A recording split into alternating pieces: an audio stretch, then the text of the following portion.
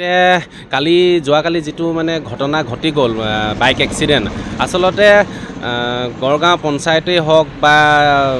যান বাহন আৰক্ষীয়ে হওক বা আমাৰ লেচিবিলাকে হওক যিটো নীতি নিৰ্দেশনা নমনাকৈ ৰাজপথৰ মাজত যিহেতু এইটো বহুত ব্যস্ত ৰাস্তা আৰু এই ৰাস্তাটোৰ মাজতে একাংশ ব্যৱসায়ীয়ে নিজৰ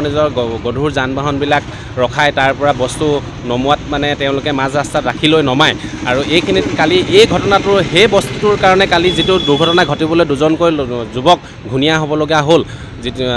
আমি সদৌ টাইম ছাত্ৰ সন্থা শিৱসাগৰ জিলা সমিতিয়ে যান বাহন আৰক্ষী লগতে গাঁও পঞ্চায়ত গড়গাঁও গাঁও পঞ্চায়ত লগতে শিমলুগুৰি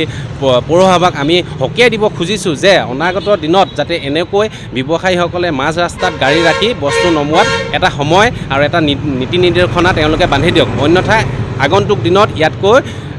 ডাঙৰ ঘটনা হ'ব তেতিয়া কিন্তু সদৌ টাইম ছাত্ৰ সন্থা শিৱসাগৰ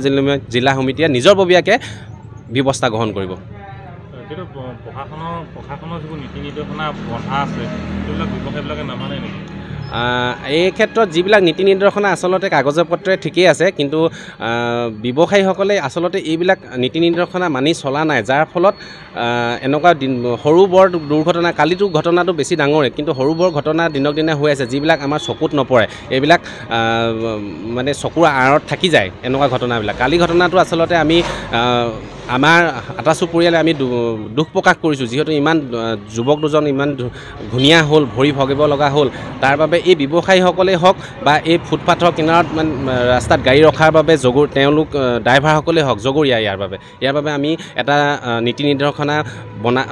নীতি নিৰ্দেশনা বান্ধিবৰ বাবে আমি প্ৰশাসনক তথা মিউনিচিপাল বৰ্ডক তথা গাঁও পঞ্চায়তক আমি দাবী জনাইছোঁ